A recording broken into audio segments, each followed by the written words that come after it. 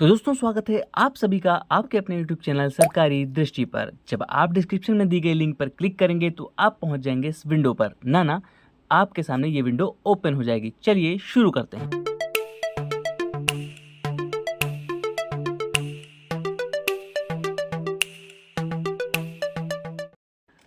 तो दोस्तों अगर आप चाहते हैं कि आप भी यूपी ट्रिपल एस सी पेट का फॉर्म भरें और फॉर्म आपका रिजेक्ट ना हो तो प्लीज़ वीडियो को एंड तक ज़रूर देखिएगा।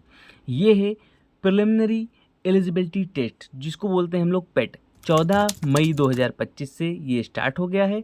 17 जून तक इसका फॉर्म फिलअप प्रोसेस चलेगा, लेकिन मैं इसका भरोसा नहीं करता। हो सकता है साइट हो जाए बिजी और आपका फॉर्म फिलअप ही ना हो पाए। तो प्लीज़ आज ही फॉर्म को फिलअप कीजिए। पहले देखिए पूरी वीडियो, फिर स्टेप बाय स्टेप उसी तरीके से फॉर्म को फिलअप कीजिए। मॉडिफिकेशन का ऑप्शन आएगा 26 जून को, 24 जून को, इसी डेट के आसपास मॉडिफिकेशन का ऑप्शन खुल जाएगा, लेकिन आपको इसके सहारे नहीं रहना है। अगर आप चाहें तो आप इसका एडवर्टाइजमेंट देख सकते हैं, अगर आप चाहें तो यूज़र इंस्ट्रक्शन देख सकते हैं, अन्यथा आप मेरी तरह अप्लाई पर सीधा क्लिक करके यहाँ पर पहुँच सकते हैं।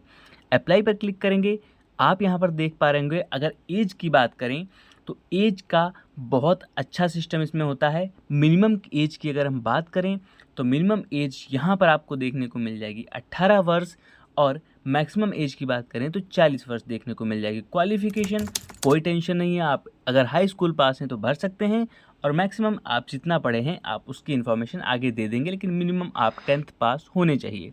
तो क्लिक करेंगे कैंडिडेट रजिस्ट्रेशन पर। ठीक है, कैंडिडेट रजिस्ट्रेशन पे जब आप क्लिक करेंगे तो आपको रिडायरेक्ट कर देगा इस पेज पर। यहाँ पर आप इंस्ट्रक्शन देख लीजिए। जो भी डाटा आप भरेंगे हाई स्कूल अंक पत्र प्रमाण पत्र के अनुसार ही भरेंगे। क्लिक करेंगे आप नीचे दिए गए आई एक्सेप्ट अबो डिक्लेरेशन पर, और क्लिक करेंगे आई एक्सेप्ट बटन पर। जब आप आई एक्सेप्ट बटन पर क्लिक करेंगे तो एक बार फिर से विंडो अपडेट करेगा और आपको पहुंचाएगा नए पेज पर, जो कि है ये। अब यहाँ पर क्या है, यहाँ पर ये है कि अगर आपने इससे पहले कभी पेट की परीक्षा दी है 2021 में, 22 में, 23 में, तो आपको बताना होगा। अगर आपने दी है तो आप प्लीज़ सेलेक्ट वाले ऑप्शन पे क्लिक करेंगे, और प्लीज़ सेलेक्ट वाले ऑप्शन पे क्लिक करने के बाद में आप वहाँ से इन्फॉर्मेशन देंगे, वहाँ पर आप यस कर देंगे। यस करने के बाद आप प्रोसीड बटन पे क्लिक कर देंगे। ठीक है, यस करने के बाद आप प्रोसीड बटन पे क्लिक कर देंगे। प्रोसीड बटन पे क्लिक करते ही आपसे मांगेगा आपका रजिस्ट्रेशन नंबर, जो कि आपके पिछले पेट का होगा। यानी जब आपने कभी पेट दिया होगा 2021, 22, 23 में, तो आपको वो रजिस्ट्रेशन नंबर इसमें भरना होगा। उसके बाद आप प्रोसीड पे क्लिक कर देंगे। बट अगर नहीं दिया है कोई बात नहीं, नो कर दीजिए और आप फिर से प्रोसीड पे क्लिक कर दीजिए, क्योंकि हम बताएंगे आपको फ्रेशर किस तरीके से भर सकते हैं इस फार्म को। ठीक है, तो वीडियो में एंड तक बने रहिएगा। ये आपके सामने कुछ विंडो ओपन हो जाएगा जहाँ पर ये एप्लीकेशन है, फोटो सिग्नेचर है, अदर डिटेल्स है, फ़ी ऑप्शन है, फाइनल सबमिशन है, प्रिंट एप्लीकेशन फॉर्म है। स्टेप बाय स्टेप सारे प्रोसेस जानेंगे। सबसे पहले ऑप्शन से यानी एप्लीकेशन को फिलअप करने से स्टार्ट करते हैं। ठीक है, एडवर्टाइजमेंट नंबर देखें तो एक एग्ज़ाम 2025 है। वहीं पर एज का बहुत लोगों को डाउट रहता है, तो मैं आपको बता दूं 1/7/2025 से एज आपकी काउंट की जाएगी। अगर इसके बीच में 18 से 40 के बीच में आप आते हैं, इस डेट्स के बीच में, तो आप इस फॉर्म को फिलअप कर सकते हैं। अब यहाँ पर आप देख लीजिए, यहाँ पर भर सकते हैं आप नाम। यहाँ पर हाई स्कूल की मार्कशीट से ही भरिएगा नाम, और उसके बाद आप यहाँ पर नीचे देख लीजिए। मेन इंपॉर्टेंट चीज़ ये है कि are you domicile of Uttar प्रदेश। अगर आप उत्तर प्रदेश से हैं तो आप इसको यस कर देंगे। पहले मैं इसके बारे में ही आपको पूरा जानकारी दे देता हूँ। ओके पे क्लिक कर देंगे यहाँ पर। अब आप उत्तर प्रदेश से हैं, उसके बाद आपसे ये क्या क्या पूछने वाला है ये बात हम लोग बताते हैं। लिखा है, आप यहाँ पर देख सकते हैं, are you department of freedom fighter. अगर आप फ्रीडम फाइटर डिपार्टमेंट से हैं तो आप यहाँ पर यस या फिर नो कर सकते हैं। आप अगर एक्स सर्विसमैन से हैं तो आप यहाँ पर यस कर दीजिए, या जो ऑप्शन दिया गया है आप उसमें से कुछ हैं तो चूज़ कर सकते हैं। आर यू फिजिकल हैंडीकेप्ड हैं, फिजिकल आप किसी तरीके से डिसेबल्ड हैं, तो आप उसको ऑप्शन को चूज़ कर लीजिए। अगर आप उत्तर प्रदेश में कोई स्किल प्लेयर हैं तो आप उस पर यस कर दीजिए और उसका फिर कैटेगरी चुन लीजिए। नहीं है तो आप सिंपल सा नो कर दीजिए। उसके बाद हाउस स्टेट पूछ रहा है। हाउस स्टेट क्योंकि मैंने यस किया है उत्तर प्रदेश का, तो उत्तर प्रदेश ही रहेगा। उत्तर प्रदेश के बाद यहाँ पर आप डिस्ट्रिक्ट अपना चूज़ करेंगे, यहाँ पर उत्तर प्रदेश आप चूज़ कर सकते हैं। उसके बाद डिस्ट्रिक्ट चूज़ करेंगे, फिर कैटेगरी यहाँ पर जनरल, SC ST OBC वगैरह जो भी है आप वो चूज़ कर लीजिए। और उसके बाद आप अपना डेट ऑफ बर्थ फिल करेंगे। डेट ऑफ बर्थ बिल्कुल सही हाई स्कूल के मार्कशीट के हिसाब से, फिर अपना जेंडर, फिर अपना मोबाइल नंबर भरेंगे और ईमेल आईडी डालेंगे जो कि जेन्युइन होनी चाहिए।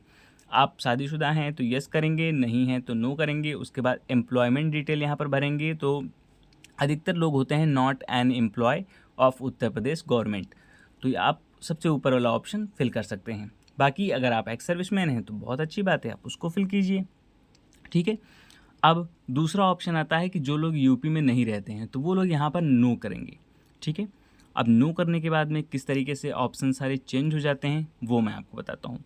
अब अगर आपने नो कर दिया तो यहाँ पर आपके कोई वैल्यू नहीं है आपके एक्स सर्विसमैन की। ठीक है। होम स्टेट पूछेंगे तो यहाँ पर जो भी आपका होम स्टेट है वो ले लेंगे। ठीक है, जो भी आपका है। उसके बाद डिस्ट्रिक्ट, कैटेगरी वगैरह सारा कुछ सेम वही रहेगा। ठीक है। तो हम यहाँ पर उत्तर प्रदेश का डोमिसाइल यूज़ करेंगे, तो हम यहाँ पर यस पर क्लिक कर देंगे। उसके बाद यहाँ पर नाम, फादर का नाम, ये सब हम भर लेते हैं। ठीक है। कैंडिडेट का नाम यहाँ पर भरेंगे। अब सब कुछ फिल करने के बाद हम आपसे मिलते हैं। तो मैंने सब कुछ ऊपर फिल कर दिया है। यहाँ पर मैं आपको बता दूं कि अगर आप जनरल कैटेगरी से हैं तो यहाँ पर EWS में 8 लाख से कम आय होनी चाहिए। ठीक है। फिर यहाँ पर ओके पे क्लिक करेंगे, ये हो जाएगा। यहाँ पर EWS सर्टिफिकेट कोई क्रमांक संख्या नहीं मांगता, ये आपके DV में चेक होगा, आगे जो भी होगा उसमें चेक होगा। लेकिन यहाँ पर आप अपना डेट ऑफ बर्थ भरेंगे। उसके बाद जेंडर भरेंगे। जेंडर भरने के बाद में देखिए डेट ऑफ बर्थ जो आपकी होगी वो आपके हाई स्कूल की मार्कशीट से मैच करना चाहिए। ठीक है। उसके बाद आप जेंडर भरेंगे। जेंडर भरने के बाद मोबाइल नंबर फिल करेंगे। मोबाइल नंबर फिल करने के बाद ईमेल आईडी फिल करेंगे। ईमेल आईडी फिल करने के बाद आप शादीशुदा हैं तो उसके बारे में बताएंगे। ठीक है। तो यहाँ पर मैं ईमेल आईडी भर देता हूँ। अब यहाँ पर एम्प्लॉयमेंट डिटेल भरनी है, तो यहाँ पर नॉट एन एम्प्लॉयमेंट में पहले ही आपको बताया कि जो एम्प्लॉयमेंट होगा वो क्यों ही इसको भरेगा पेट फॉर्म को, क्योंकि 12th से वैकेंसी मिलती है, तो यहाँ पर कोई चांस नहीं है। तो यहाँ पर नॉट एन एम्प्लॉयमेंट आप भरेंगे अगर आप बेरोज़गार हैं तो। उसके बाद अगला जो हमारा प्रोसेस होता है वो आप देख सकते हैं। अगर आपको छूट चाहिए किसी प्रकार की तो ये यहाँ पर दिया गया है, are you claiming age relaxation. तो आप अगर यश करते हैं तो उसका एक लीगल रीज़न देना पड़ेगा। रीजंस यहाँ पर आप शो कर लीजिए। देखिए गवर्नमेंट ऑर्डर है, कोर्ट ऑर्डर है, या फिर इस जो नियमावली है उसके तहत है, या फिर एनी अदर रीज़न। तो जो भी आप सेलेक्ट करेंगे उसके बारे में आपको डिटेल देनी पड़ेगी। फिलहाल नहीं चाहिए क्योंकि 18 से 40 बहुत एज होती है, उसके बाद तैयारी लोगों को नहीं करनी चाहिए, छोड़ दो यार। यहाँ पर आप अपना यूपी बोर्ड भरोगे। यहाँ पर हाई स्कूल की आप सारी डिटेल दोगे, तो यहाँ पर आप अपना बोर्ड भरोगे। बोर्ड भरने के बाद ईयर ऑफ पासिंग भरोगे। तो यहाँ पर मैं बोर्ड चूज़ कर लेता हूँ, यूपी बोर्ड है मेरा।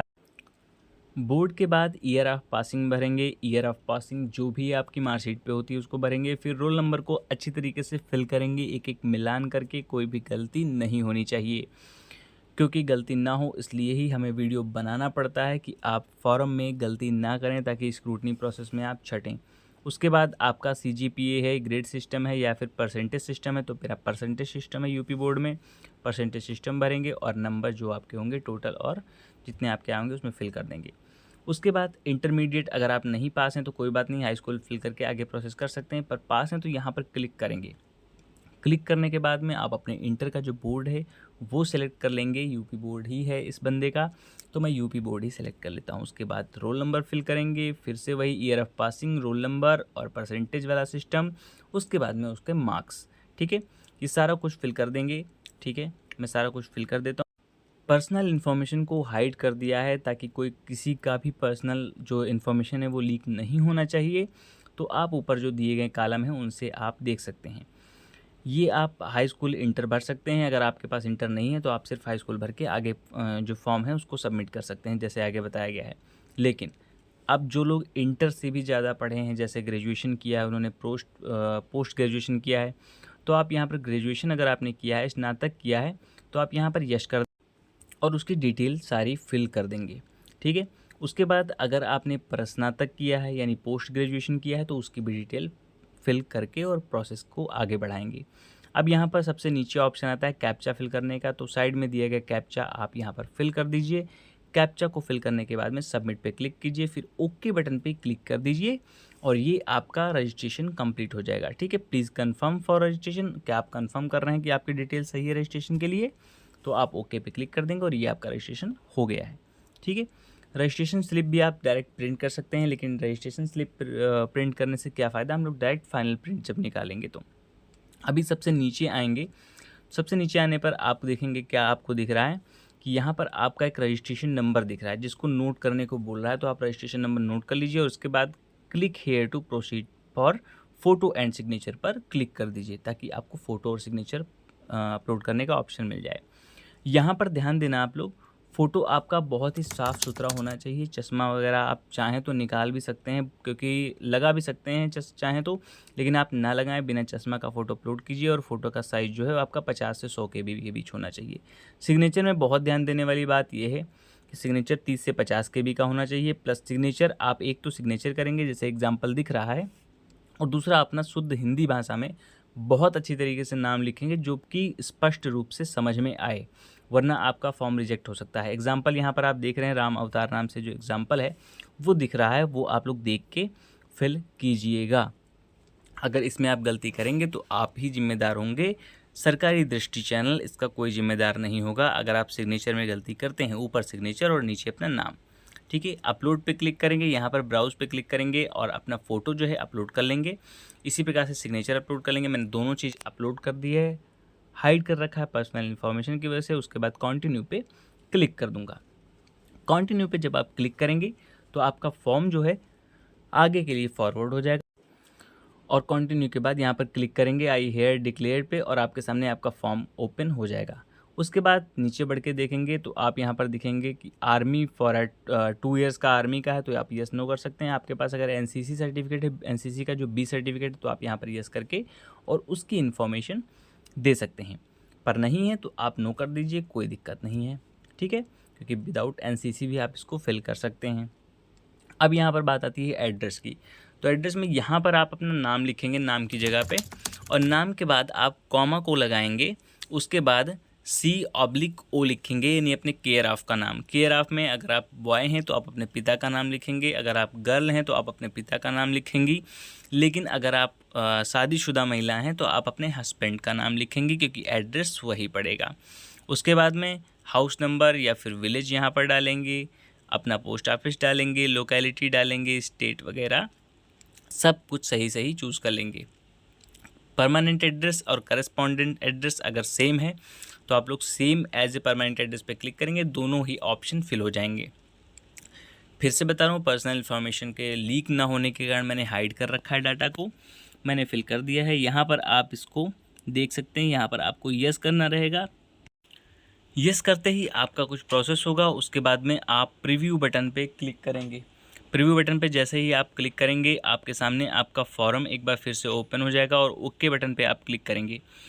जैसे आप ओके बटन पे क्लिक करेंगे आप देखते हैं कि आपका फॉर्म ओपन हो गया है। मैंने स्क्रॉल करके नीचे कर दिया है इसको, और फिर यहाँ पर कैप्चा भर देंगे, जो कैप्चा साइड में दिख रहा है उस कैप्चा को फिल कर देंगे। एक बार प्रीव्यू आप चेक कर लीजिएगा, क्योंकि इसके बाद ऑप्शन सीधे 24 जून को मिलेगा अपडेट करने को, जिसमें पैसे भी लग सकते हैं।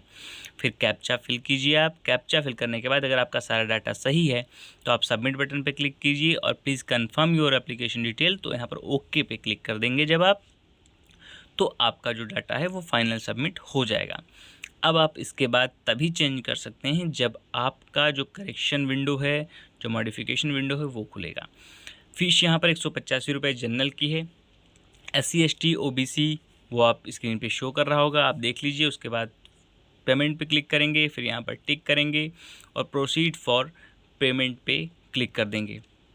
ठीक है, पेमेंट के कई सारे मोड यहाँ पर आपको देखने को मिल जाएंगे। यहाँ पर एक बार फिर से आपकी डिटेल आपके सामने आएगी। प्रोसीड पे फिर से एक बार आप क्लिक करेंगे। प्रोसीड पे क्लिक करेंगे जब आप, तो आप रीडायरेक्ट कर दिए जाएंगे एक नई पेमेंट विंडो पे।